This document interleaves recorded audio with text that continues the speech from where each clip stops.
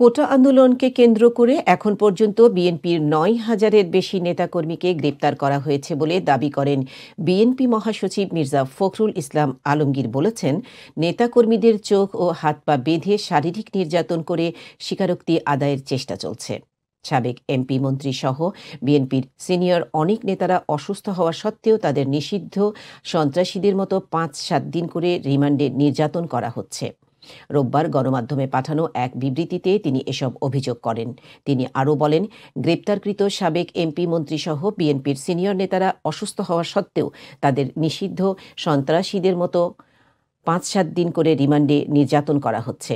সুলতান সালাউদ্দিন টুকু, সাইফুল আলম নীরব, আমিনুল হক, রফিকুল আলম মজনু সহ অসংখ্য নেতাকর্মীকে গ্রেপ্তার এবং রিমান্ডে নিয়ে নির্যাতন করে। নির্মমভাবে চোখ এবং হাত পা বেঁধে শারীরিক নির্যাতন করে স্বীকারোক্তি আদায়ের নিরন্তর চেষ্টা চলছে। মির্জা ফখরুল আরও বলেন, আদালতকে অবহিত করার পরও আদালত সরকার প্রধানের ইশারায় তাদের রিমান্ড অব্যাহত রেখেছে। তাদের শারীরিক সুস্থতা নিয়ে দেশবাসী শঙ্কিত। তাদের উপর চলমান নির্যাতনে অনাকাঙ্ক্ষিত কিছু হয়ে গেলে এর দায় সরকার এবং আইন শৃঙ্খলা বাহিনীকেই নিতে হবে।